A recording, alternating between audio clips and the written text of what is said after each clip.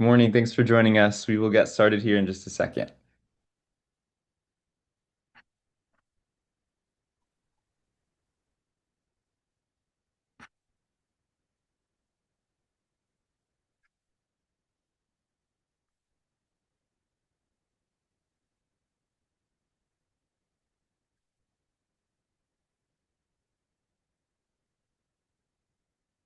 All right. Good morning again, and thank you for joining us today for the release of West Virginia's abandoned well problems, the latest report from the Ohio River Valley Institute, or ORVI.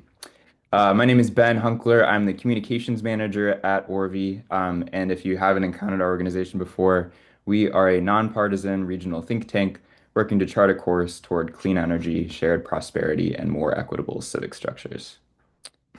In just a moment, report author and Orvie senior researcher Ted Bettner, an expert on abandoned wells, will walk us through the history of oil and gas regulation in West Virginia and explain how the state has amassed an estimated 50,000 abandoned wells.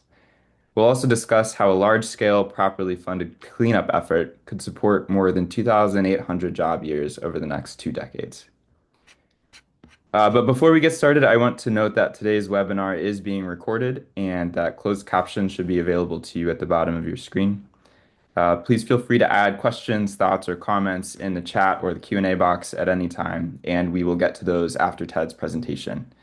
We'll also send around a link to the recording of today's webinar, a copy of our slide deck, and a link to the report and a summary later this afternoon. Please send me a chat if you need anything, and otherwise, Ted, I will turn it over to you. Okay, thank you so much, Ben, for the introduction. Thanks for hosting this. This shouldn't take too long. This has been a report that's been in the process the last 6 months. And West Virginia is where I'm based at Worthy in Charleston, West Virginia. So I've spent a lot of time in the hills and mountains hunting here and looking around, looking at orphan oil and gas wells. So it's been an interesting process to put this together. As people know, West Virginia has just a long history of oil and gas extraction.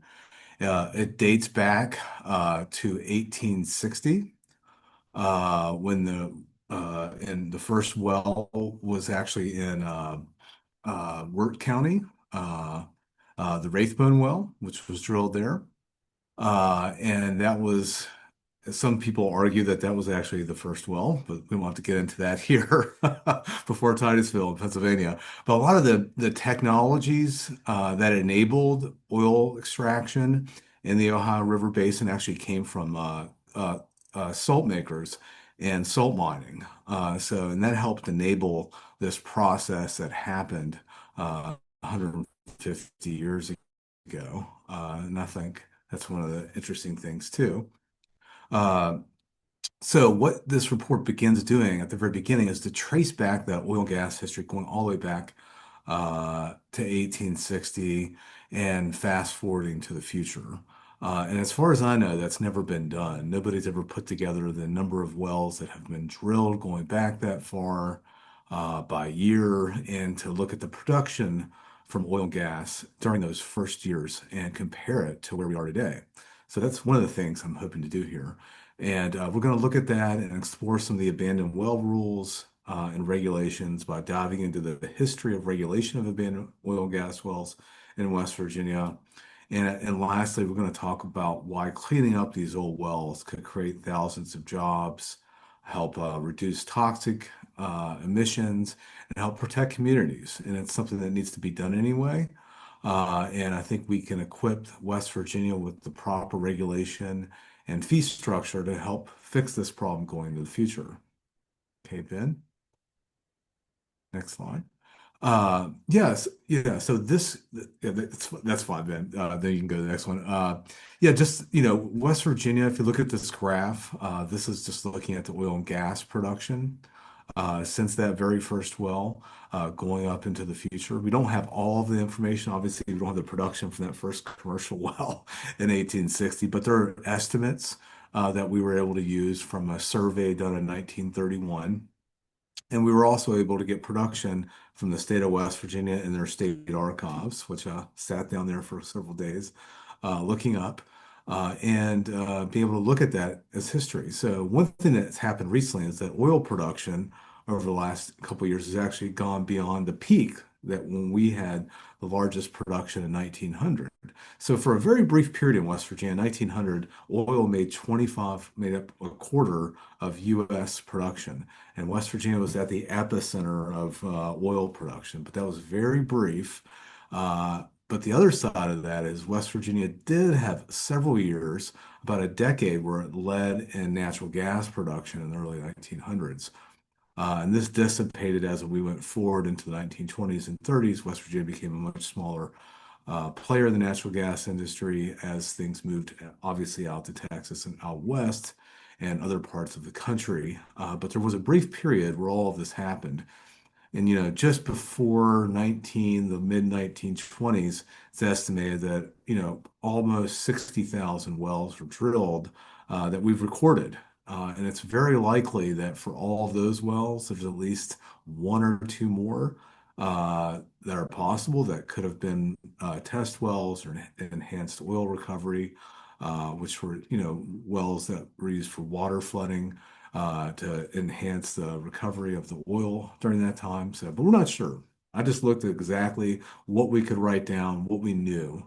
Uh, but you can see in this chart when the shale boom begins in the early 2010s, gas production just skyrockets along with natural gas liquids themselves. But you can see the oil too is back up to close to where it was during that initial boom. Okay, Ben. And this was one of the harder charts to put together. These show the peaks and valleys of well drilling in West Virginia. You can see, even with the shale boom that, the last couple of years that was talked about, we actually peaked in terms of drilling at that period that we talked about with the largest oil production. And that has a big factor to do with productivity. But drilling peaked in 1900 at the height of that oil boom and then slowly collapsed into the 1930s and sort of stagnated for several decades. And then, following the energy crisis of the late 70s, picked up again and obviously picked up again during the shale boom. But over this period that we have recorded information for from 1875 to 2025, over 130,000 wells that we have drilling information for during that period. Now, the West Virginia GES estimates that there are at least 145,000 wells that have been drilled in West Virginia during that time. So a lot lower, a little bit more than it's actually in this period. And chances are there are a lot more wells in the state than the ones that have actually been recorded. And this all comes back to the fact that many of these wells, the reason they weren't recorded, we didn't have permitting until 1929. And that's the beginning, I would say, of the state regulating the oil and gas industry. So it basically began in 1929 through the West Virginia Division of Mines. There was an oil and gas division created. And slowly over the next couple of decades, they began to have inspectors and have a formal process of operators having to submit plats or maps of which wells they were seeking to produce, and also which wells they were going to plug. They had to have a work order to do that, even way back then. It wasn't as specific as it is now. But the main reason that oil and gas became regulated during that period in 1929 really is surfaces because of coal mining operations, because of the rich coal seams that are underneath our feet. A lot of these older wells that were drilled prior, especially the abandoned wells, were getting in the way and potentially very dangerous for many of the coal producers. So they were ruining really thick, rich seams of coal, and that really spawned this regulation. So I would say that that's one of the biggest reasons that we saw a lot of those regulations at the very beginning. And moving forward, back in, I mean, our first regulation was in 1891 when they said you can plug a well with seasoned wood and just rock and dirt. And then in 1929, they did set about new regulations specifying the plugging procedure for abandoned wells that included cement. Not sure if it was a requirement because you were allowed to use any non-porous material at the time. But this became cemented, let's use a bad pun, in the 1960s when they clarified exactly that you had to use cement going forward. And it wasn't in the late 60s is when you saw the beginning of the state. They had a reclamation fee. So this is the beginning of the state actually plugging orphaned and abandoned wells, and in some cases even purchasing them to plug them. They had a small reclamation fee that they began, and that was the beginning of the state actually doing that. And it wasn't until the 70s that we saw that there was a requirement for actually reclamation of oil and gas wells. And bonding began in the 1960s. As far as I know, in our records and research, it's about in the early 60s is the very first time that we saw bonding regulations. And then moving into the late 1970s and 1980s, we saw bonding increase during that time, and it hasn't been adjusted since then. But in the early 90s, we saw the Abandoned Well Act, which included additional regulations. Basically, one of the most significant things that came out of that legislation in 1992 was to prioritize which wells to plug. And they set up a classification process, which is still used to today. And they also subsequently set up a program called the Abandoned Well Initiative, where they're trying to get oil and gas operators to plug wells over a 10-year period. That was another thing that they started doing at that time as well. Ben, go ahead. Yeah, so there's also they've done some recent things where they've added more additional funding into the state's abandoned well program, and they've diverted some severance tax revenue, which has helped the state plug more orphan wells. And just to be clear, so an abandoned well in West Virginia is a well that hasn't produced for 12 months and is not being used for other purposes like injection or storage.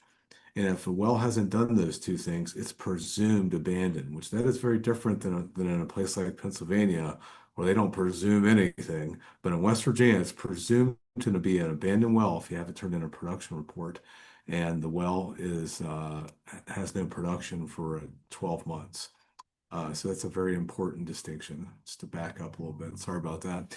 But anyway, also over the last couple of years, we've gotten money from the bipartisan infrastructure bill or the Infrastructure Investment and Jobs Act that's allowed that, it's projected that the state will plug almost 1,400 orphan wells through that program. And based on our economic analysis in the report, that's going to support about over 800 total job years over that period. And one thing we tried to do in this report using our economic modeling too is to say what would happen if we plugged an additional 4,000 of the orphan wells. Because the West Virginia DEP estimates that we have about 6,000 orphan wells. So we should have at least another 4,000 to plug over that period. And it's estimated to create about 2,000 job years, or that averages out to about 207 jobs per year over that 10-year period. And that's really important at this point right now because I think Ben, you might have a slide too. Yeah, but we've seen a huge decline in oil and gas employment in the state of West. There you go. Thank you, Ben. It's kind of ironic because I think people think because of the massive amount of production that we've had, especially since 2014, that jobs are really high in the upstream sector of the oil and gas industry. It's actually the opposite. Our job levels are about where they were before the shale boom even happened. And this is just looking at the upstream jobs, so oil and gas extraction, drilling, support operations, which includes plugging. Uh, but you can see there it sort of peaked and we're down several thousand jobs since then. And the good news is a lot of these workers are still here. So money that we put into an abandoned well plugging program, the supply of labor should be here in order to fill those positions if we were to adequately do that. Go ahead, Ben. Okay, and this chart here just looks at the unplugged abandoned wells in West Virginia. You can see it by the different types of wells. So in West Virginia, there's about 16,000 abandoned wells according to the West Virginia DEP. Now, if we just look at the abandoned wells that haven't produced since 2022, it's about 14,000. But if we look at all the wells that haven't produced in 12 months that the state presumes that are abandoned, it's 16,000. Active wells are about 58,000. There's about 25,000 plugged wells, and we have about 400 that are shut in. And future use wells are wells that are part of a program that had a bona fide future use.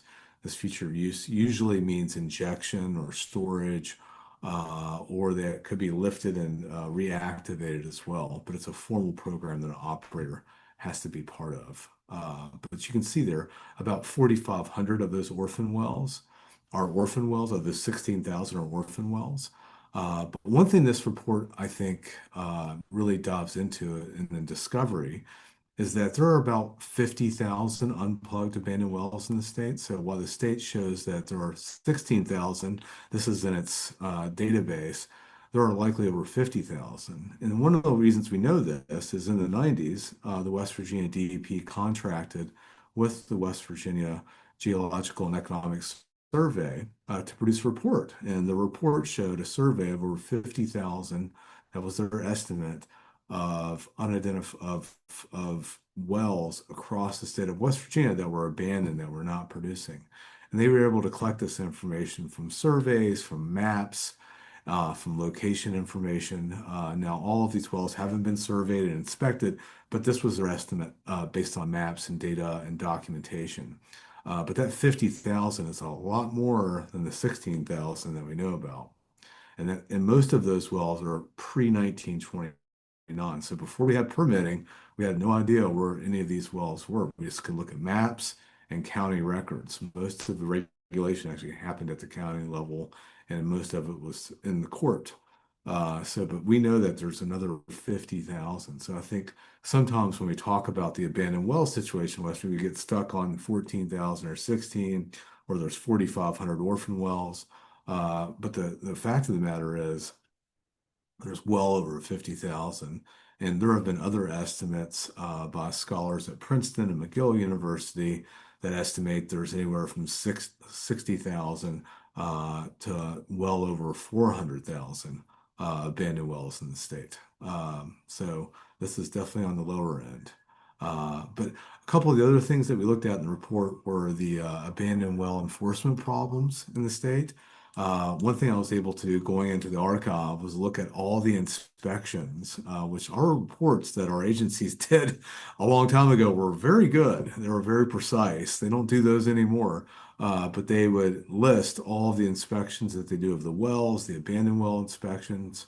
And it was interesting to learn that we were actually inspecting a lot more wells and issuing more violations in the 1980s in West Virginia than we are today. So that was a big sort of new finding that came out of the report. And one thing I did was to compare West Virginia to Pennsylvania. Obviously, Pennsylvania is a much bigger state, richer state. Uh, but the comparison was just remarkable that in West Virginia, when they conduct inspections, they're only issuing a violation about 1% of the time, where in Pennsylvania, it's about 22%. So this basically reflects poor enforcement and a lack of inspectors and oversight. And this is pretty consistent through the years that we'll see. And a lot of the inspections end up being not of abandoned wells because those are very low. They tend to be more on the horizontal or unconventional well side. But anyway, uh, one of the other findings in the report was about a audit that was done in 2012. And and they concluded in that audit that the oil and gas division was not requiring operators to decommission their abandoned wells. Uh, and s- and that still is happening today. They actually said, in fact, over the last 10 years, there were about 6,000 wells that have not produced oil and gas or been repurposed when I looked in the report since 2022.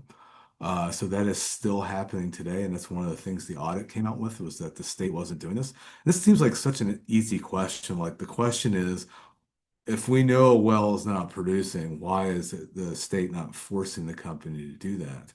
And one of the things this report tries to get into is like, why doesn't that happen?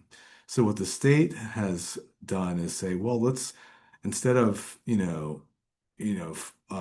forfeiting their bonds or doing anything like that or issuing a plugging order, what they've done is a sort of quasi plugging order, which since the late 90s, early 2000s, they've entered into what are called consent orders with operators through the years. And those consent orders contain thousands of wells that have to be addressed.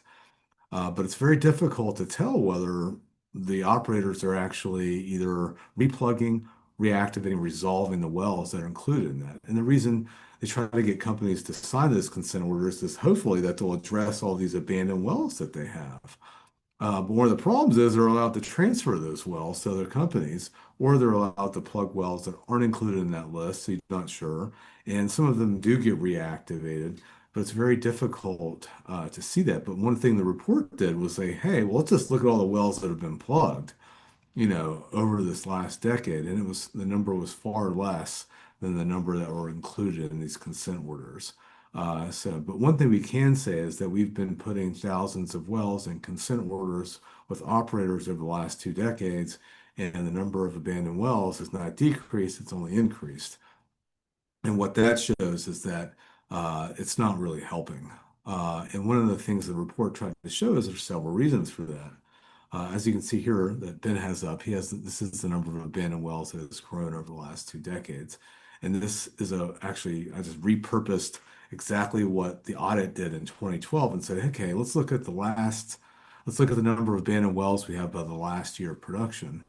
And you can see there that, there's a high number of wells over the last couple of years. So it's dramatically increasing over the last couple of years. So that should give us pause on whether these consent orders, these other type of regulations are working. And there's several reasons for why they're not working.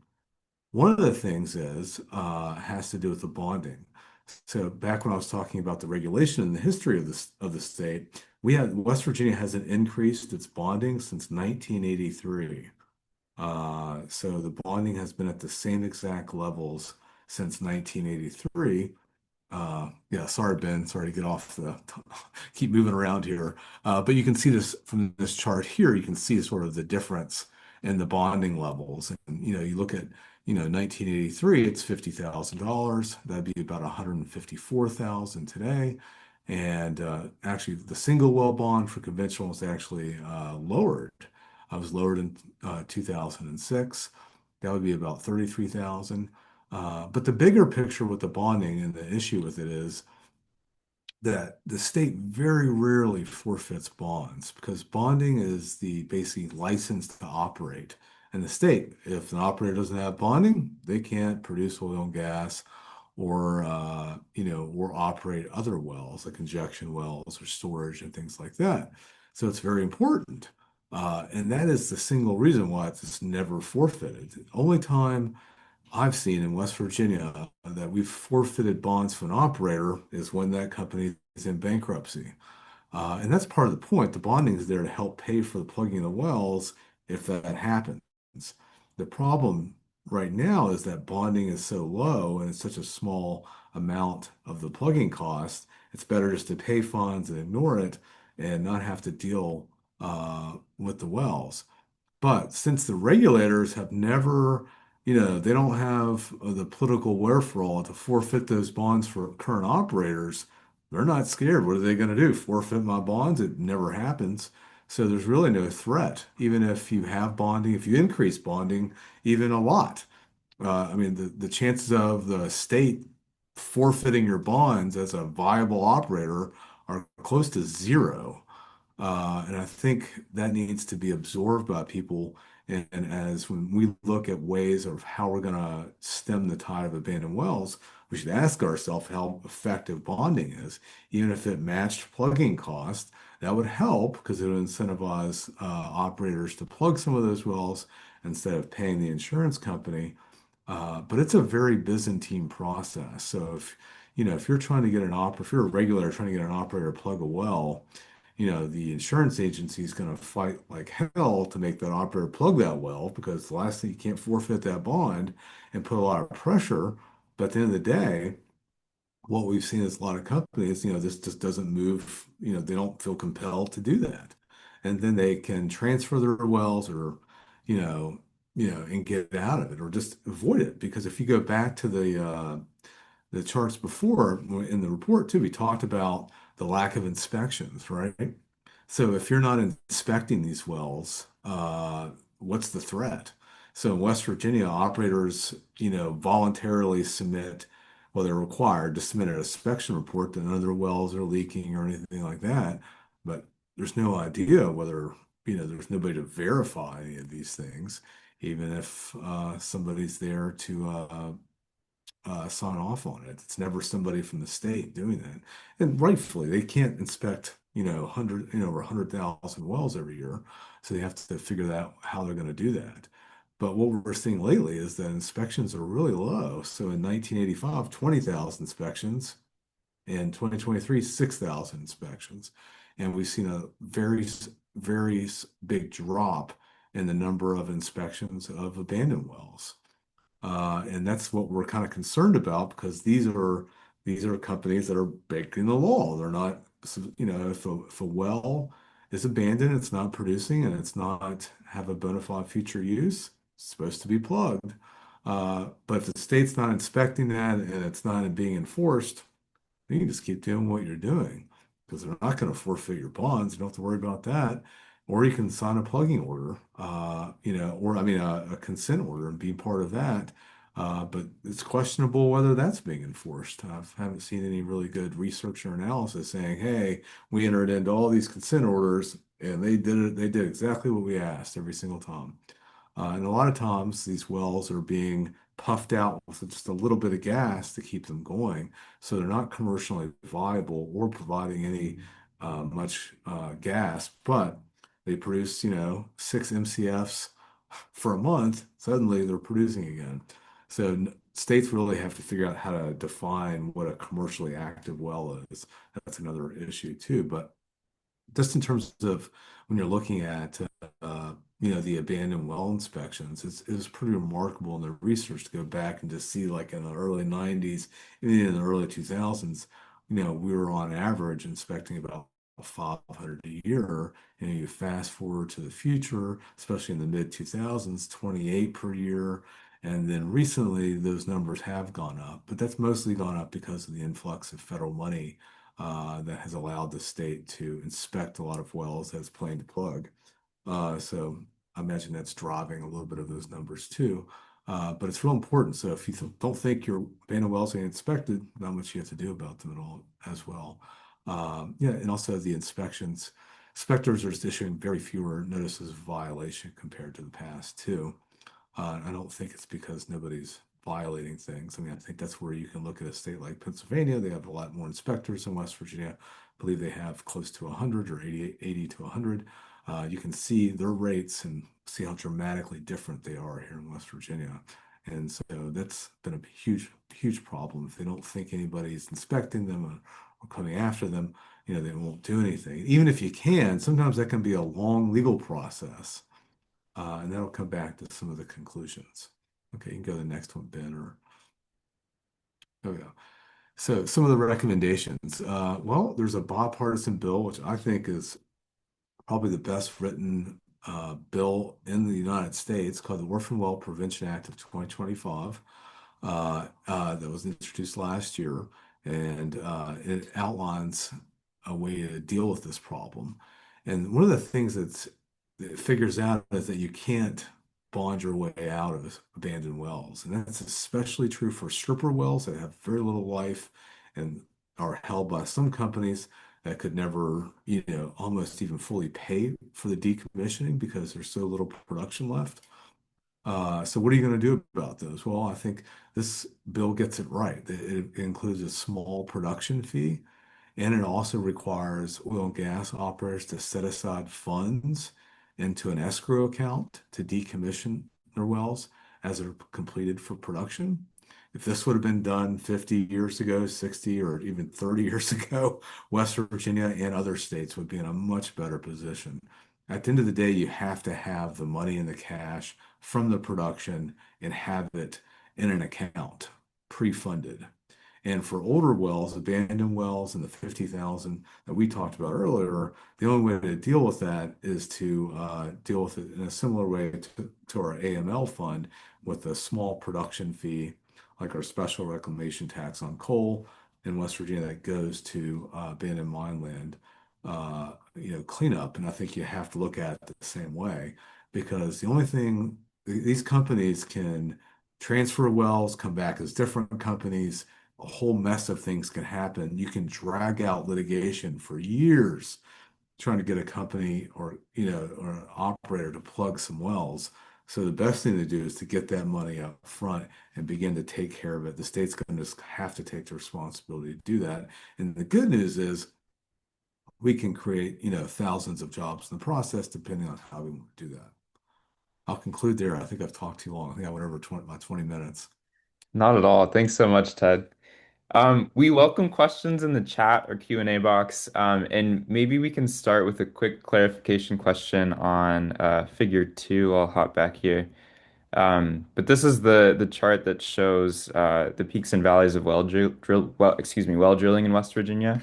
Yeah. And this includes both vertical and horizontal wells. Is that right, Ted? Yeah, absolutely. And Okay. so there weren't the horizontal wells is something. I mean, there have been horizontal wells in the past. Mhm. Uh, and West Virginia has a designation when they passed the Horizontal Well Act in 2012. They have a very specific designation for wells uh, that are fracking wells that are horizontal, unconventional wells that are in shale. And yes, but long story short, it includes all those. But those wells are mostly happening during that drilling surge. And what we've actually seen, conventional well drilling is way down. Few people are actually drilling conventional wells like they used to. Thank you. Mhm. Next question, could we revisit the distinction between orphaned and abandoned wells in West Virginia? Yeah, every state has their, if you go out west, sometimes you say abandoned well, they think it's a plugged well and it's fine. It depends on where you are. So in West Virginia, as an abandoned well, as we said, is a well that hasn't produced for consecutive months or a year, and it's not being used for another purpose, and it's not part of the bona fide future use program. Okay, that's an abandoned well. Now, an orphan well is a subset of an abandoned well. So all orphan wells are abandoned. These are all, both are unplugged. An orphan well does not have a solvent operator or it has an unknown operator. Back when we talked earlier about not having permitting until 1929, a lot of the wells before that, we have no idea because there's no record, there's no assigned operator. So we don't have any idea who they are. And you can have an orphan well if the company went into bankruptcy. There's been several over the last couple of decades in West Virginia that will end up becoming an orphan well because when that company goes out of business, those wells become orphaned, the bonds get forfeited. But the problem is if you have 30 wells and the bonds are going to cover not even one well, you're in a problem, right? $50,000 is not even going to plug one well in West Virginia, as Ben showed in that chart. So those wells can become orphaned too. I always say orphaned instead of orphan because it happened on purpose. It wasn't like just accidentally happened. But yeah, that's the distinction. I hope that helps. Yeah, thank you. We've also talked a lot about the failure of West Virginia's bonding system, but could you walk us through what exactly bonding means and how that system works, the financial assurance system works in West Virginia? I was hoping somebody else knew. No, I'm just kidding. No, it's no West Virginia, like most every state that has oil and gas drilling and production or development, has a system of financial assurance. And this is you see this in other industries too. So if Westford, if a county is going to build a school, the construction company usually has to be bonded based on how much the cost of that school. If that school is $100 million, that company better have $100 million in bonding. That's very different actually in the oil and gas industry where we don't require the same amount of bonding per well as it costs to plug that well. So in West Virginia, we have it takes the form of what's called a surety bond, or or a performance bond, and basically in West Virginia, it's $50,000. So if I have 10 wells, or 4,000 or 15,000 wells, generally speaking, sometimes these things can be negotiated with the state. I'll only have a bonding of $50,000 to cover those. It's called a blanket bond. Now there are single well bonds, but there's no reason if you have more than, you know, five to more wells, you're just going to buy the blanket bond. And so $50,000, I'll end up paying an insurance company, a surety company, about 3 to 5% premium, kind of like a healthcare premium, your insurance premium each year. So that's just a couple $100 I'm paying in bonding to insure my wells for $50,000. Even though those wells, if you plug them all, you're talking tens, 30, depending on how many wells you have, we're looking at wells costing, anywhere from 95 to $120,000 a piece. You do the math, those things just don't add up. But that's all the state can get is that $50,000. Now, for unconventional wells, the blanket bond is $250,000. I believe. I think it's in the body of the report. It's not in that chart. And those haven't changed either since the Horizontal Well Act. But those bond, and what we've found out from companies of data and information, previous reports, uh, that the cost to plug those wells is around that mark, is at least around 250, $260,000. So their blanket bond covers one well, horizontal well, whereas the blanket bond for a conventional well won't even cover one on average. And this coverage is for the state to plug it. Sometimes internally the cost can be a little lower given the economies of scale for a company. But generally speaking, those are the numbers. And the older the well, the how poorly it's constructed, it costs more. It just depends on a bunch of factors. Thanks, Ted. Sorry, I Uh, think I got into too many things. no, that's super helpful. Yeah. Um, let's see. We've also got a question here in the chat about idle wells, and whether they can be permitted as observation wells to monitor subsurface pressure conditions, for horizontal oil and gas development. Yeah, probably. I mean, they can be put, there's in West Virginia, we have that bona fide future use system. So in states like Pennsylvania, they have like what's called regulatory and active. And I think they only have a couple hundred. To be honest with you, I don't know if you're a company, why you would submit yourself to more regulation and do that when you're not going to have any threat of having to do anything about those wells. You're just I wouldn't even be part of it. But if you're talking about repurposing a well for test and observational, yeah, I mean, you're allowed to do that. I don't, depends on the specifics. And I'm not an expert on how well that happens. So what are some of the pluses and minuses of doing that or negative impacts?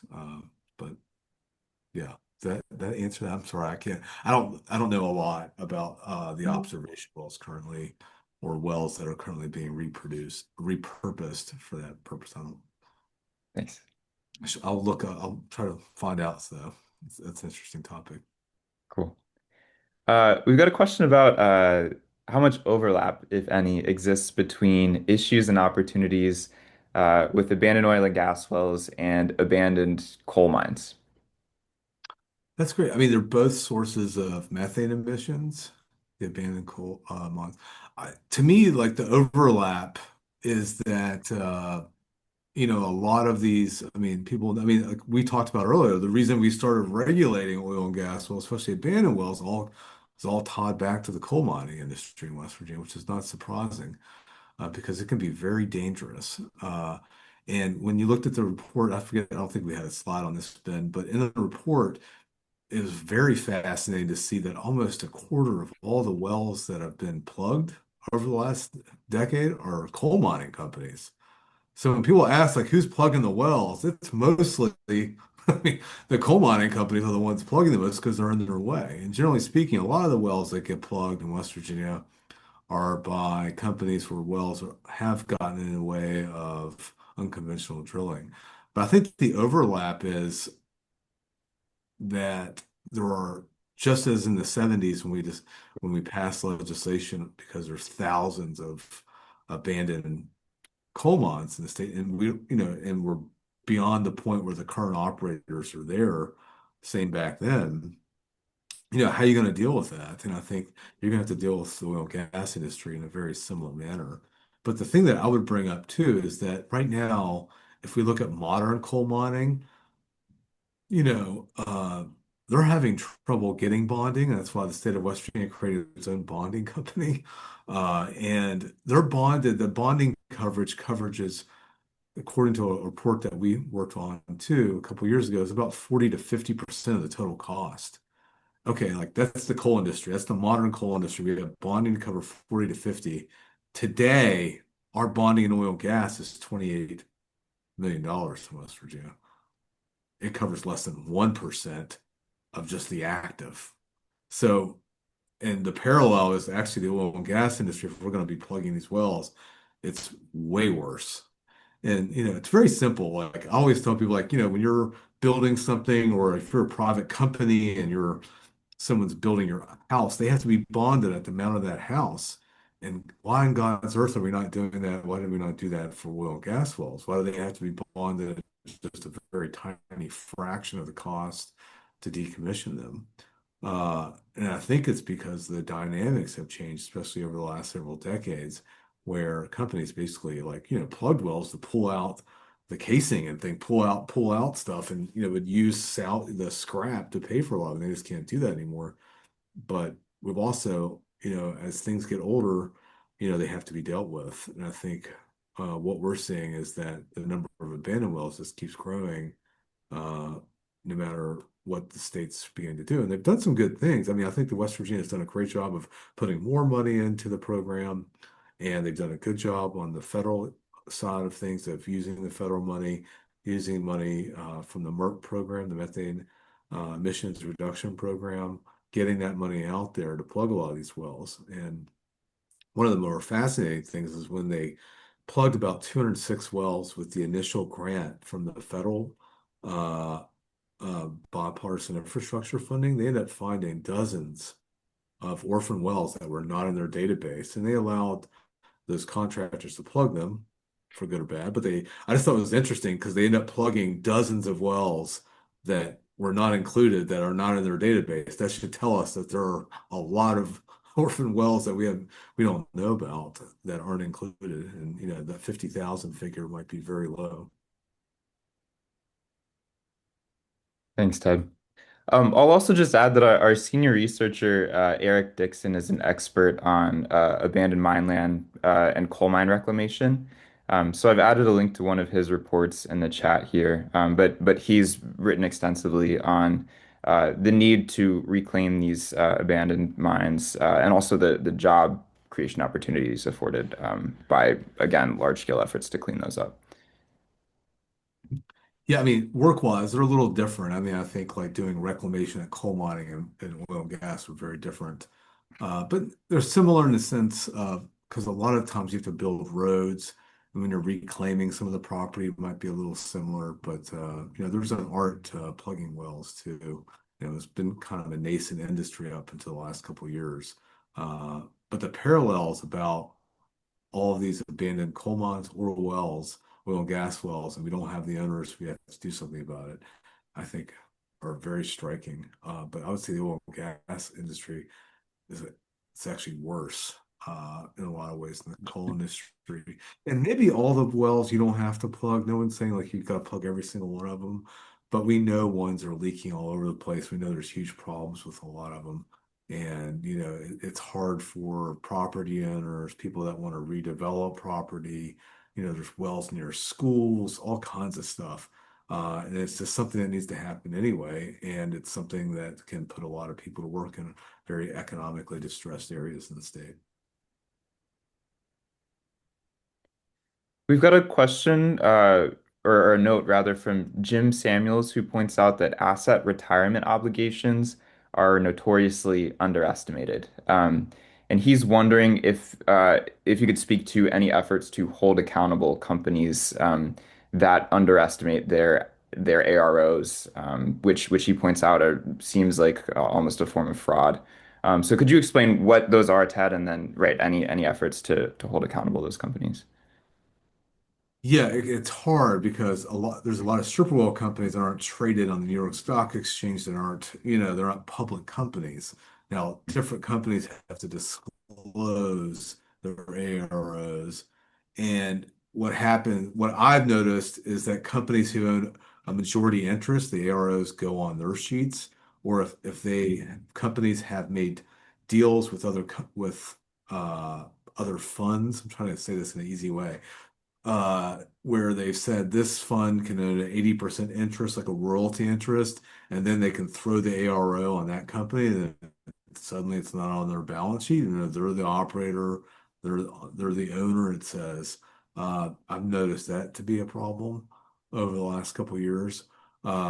But the discounting used, the discount rate that's used to calculate the arrow can be very problematic. It's getting into accounting questions, but AROs are asset retirement obligations in the state, mostly for oil and gas companies, it's wells that they need to plug or decommission. It also can be gathering lines, other equipment, tanks, batteries, all kinds of stuff. But that's basically what's included in that. It's cleaning up all that. What would it cost? And if you're a company and you say, well, these wells are going to be around 80 years, suddenly the ARO is not as bad as it was. If you're assuming, a different interest rate for the net present value of those, it can dramatically and alter what that ARO is. Um, so that's, but yeah, that definitely can happen. But to be honest with you, it'd be great if the state required all the companies to disclose their AROs, because you don't even see that. I mean, like states don't require these companies to disclose what their AROs are. And generally speaking, if you're a publicly traded company, that disclosure number is supposed to be what it costs a third party to plug it. And sometimes that's a big problem too, because the assumption is you're gone, you're a bankrupt, you're gone. So what happens to those AROs? Usually you have to give it the third party. I'm getting into too much. Anyway, we could talk offline about some of that stuff. Thanks, Ted, and thanks for the question. I've just added a link to your report on stripper wells into the chat here. Ted's written extensively on this. Um, uh, but another question for you, Ted. When we say plugging a well, what does that actually mean? Could you describe what that process looks like? Yeah, it's a shorthand. I mean, different states, different, but like earlier on, I've always said plugging and abandonment. It's called P&A, and that's the process of, basically you're cleaning the wellhead out with a large, you've probably you've probably seen it. I don't know. I think we had, do we have that in the report? I'm not sure. I think we had a schematic in our other report that goes into detail how that happens. But basically, you're cleaning out the well. Sometimes you're pulling the case, sometimes you're not. You're ensuring that the well is sound and structurally, and then you're setting a series of cement plugs, and you're putting usually mud in between them. And you have to set that, and you set the plugs to where the producing strata is, to where the water is, or the coal seam in West Virginia. And you want to ensure that there isn't any migration of fluids or methane into the soil or air after you do that. So that's what should happen. That doesn't always happen. We can get a long discussion about that because cement cracks over time and doesn't last. Nobody knows how long plugging lasts. That's another thing. Sometimes plugging can last 20 years. Sometimes you plug a well and you'll have problems in 2 years and you'll have to go back, re-drill it. And in West Virginia, we found in a previous report bin that we did that there were hundreds of wells in West Virginia that have been replugged, not just twice, but 3 times, because there's problems, because they weren't done, they weren't properly plugged. And that's what I would say any well plugged before the 1950s in West Virginia, consider it not plugged, because it's likely if they were using cement, they weren't using the right additives and it's probably got contaminated. So I would not consider it plugged. But that's the beginning of the plugging and also reclaiming the well site, just like in mining, you want it to look like it did beforehand. And sometimes reclamation can cost more than the plugging. And if there's obstructions down in the wellbore, it can take extra days to get everything out. But there's a whole process you have to notify I don't get into like the whole process. You have to have an inspection, hire an engineering company to figure out the plugging solution. Sometimes the state tells you what the plugging solution is, and you follow that. It's just every state has all different types of contracts. The one thing I will say is that when companies plug these wells themselves, very rarely is there an inspector there. Now, there is usually an inspector if the state's paying for it or the federal government, Yes, not always, but more likely. But I think a lot of times there's just very little oversight of wells getting plugged by actual operators because I think that the regulators are probably just happy that they're actually plugging the wells. Like, yippee, they're plugging the well. They can just do that. We'll believe them. I think and sometimes they probably don't plug the wells very well. Definitely seen that, especially in places like Texas. But anyway, Thanks, Ted. yeah. We've got a couple folks in the chat pointing out how much it would cost to plug all the wells that need to be decommissioned in West Virginia. Could you speak a little more to the potential funding solutions that are on the table? Yeah, I think in the report, Ben, what do we, God, I feel bad. It's like, I think at the very end of our report, we looked at the cost. I think we estimated the liability between 4.7 and 5.8 billion. That's just the abandoned well inventory. That's not getting into the active wells. And most of those active wells that we talked about, over 90% of those are stripper wells. That means they're at the very end of their lives. But they can plug along. Wells can last 30, 50 years, some last 100. But most wells, we don't know exactly, but they typically last 30 to 50 years. But the state is contracting companies to go plug stripper wells through the methane emissions reduction program. And their estimate is, about $95,000 a well. So you just multiply that. But for the federal wells, it's more like 120,000. Those contracts were more like, and those wells are all orphaned, so they tend to be a little bit more expensive because some of them are just hard to get to, but older. So it's more like 120,000. So if you just the abandoned wells, you're 4.7 to 5.8. And then the other active wells, which is about 60,000, you know, you do the math, it's another 6 billion, So I mean, just depends on who's doing it and what's doing it and what the contract is. But that's a lot of money, right? I mean, that's like the coal mining. If you look at our AML inventory, how much we still have to reclaim, that's in the billions too. But it's not as much as that today, but it was before they started the program. But yeah, so we're in the B territory, and I think something you asked. I mean, technically the best way to fund this is very similar to the AML fund at the national level, is to have a production fee because you can't go back and get money from Standard Oil or BP. There's a lot of these companies, well, BP, they're still around, but anyway, it's hard to do that for companies that don't exist exactly in the same form they do today. But we can use current production and just have 5 to 12 cent per MCF, which is how much that price fluctuates every day. So it shouldn't have a very big impact on production or cost and to use that. And the good news is if you keep that money in West Virginia, for instance, in the local economy, that'll do more, that'll cause way more positives than any negative the tax would have. I think there's always these people like, oh, if you tax this, we'll stop. No, the price goes up, which it goes up every single or down every day. If, it doesn't matter, like you'll be fine. Actually, in West Virginia's interest, it'd be better to produce more oil and gas at higher prices than to produce it at a bunch of lower prices. So, I mean, you're just putting production off by a little bit. But generally speaking, we're talking about very small taxes. West Virginia had a tax on oil and gas production, I think of 4.7 cents per MCF a while back for their workers' comp debt. So even doing something similar to that, which would bring in, 100, $200 million, that would be enough to help address this problem and keep all that local income in West Virginia. Because now with the oil and gas, over 90% of that value goes out of state. We don't see it. So it'd be nice to see more of it in the state and have it employ local West Virginians.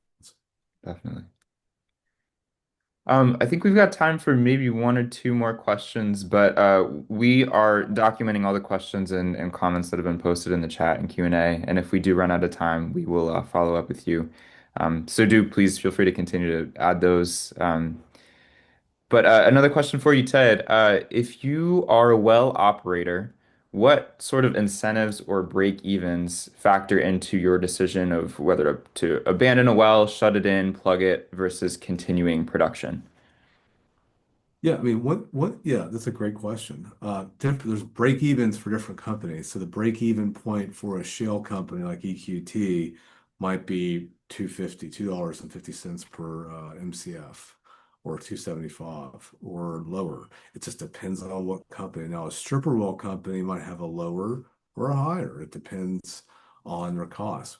But we can look at some of the largest companies in Appalachia and see what they spend. And right now, they spend at least $1 per MCF on what's called lease operating expenses. So this is just the basics to run the fuel, the electricity, to go out to the site and to ensure that it's running properly. So you're going to end up spending $5,000 to $8,000 a year, usually on average for each of these stripper wells. So that tells you, right? You got to be able to produce enough revenue to eclipse that. In some years you might not, some years you might barely do it. But generally speaking, you're going to have, for a lot of wells in West Virginia, tens of thousands, actually a lot. A lot of these wells are uneconomic. That means not producing enough, uh, they're not producing enough revenue, to pay the bills. And they should probably, a lot of them should be decommissioned. But the break-even point really depends on the type of company. We've seen some interesting things with prices lately, where usually in our region, the price of gas is about 80%, 75% of the Henry Hub spot price down in Louisiana. And that's kind of flipped last year, where the price actually, the MVP pipeline, all this gas is getting out, it's getting exported, and that's actually lifted the price up regionally in our area, which sets up different benchmarks. But a lot of companies, they think like they need $2, they need 225 just to break even. But a lot of it depends on how many wells they have, what they're producing. They have to look at their overall inventory as well. So the break-even point, it depends if we're talking about the large guys, the top 30 shale producers, or in Appalachia, the top 10, or we're talking about stripper well companies. Because some of the older wells, they didn't, they don't have the upfront cost anymore. They're older, so it's not a big, they don't have that upfront development cost. So it's a little different. But I can tell you the rule of thumb for the shell produce is about 250, last analysis, that's all.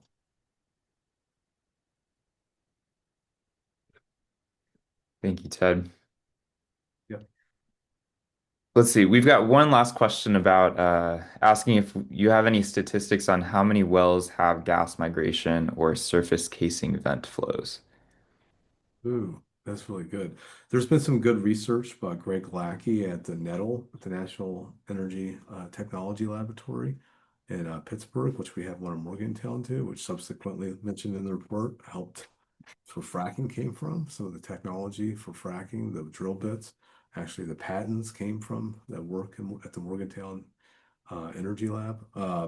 Anyway, I'm trying to think. I don't, in West Virginia, this is stuff that's not required to be submitted to the state. I don't think. Now, Pennsylvania is different, and New Mexico. I think there is a study, which after this, if you want me, I can email you Greg's study. But it was done in Pennsylvania. I think I looked at New Mexico too, and it looked exactly at the question that you're asking about vent flow and those things. But that's not required in West Virginia. There's no, you know, oil, gas. It's not, you're not required to report emissions. Thanks, Ted. I've dropped both of our email addresses in the chat here. Please do reach out if you have any further questions or comments. And we'll send around a link to the recording of today's webinar. We'll send around the slide deck, a link to the report. And we've also got, let's see, a 3 or 4 page summary document that essentially encapsulates the key findings from today's research. So thanks again for joining us. Thank you, Ted, for all the work you put into this report. And we hope you have a great rest of your morning. Take care. Hey, bye.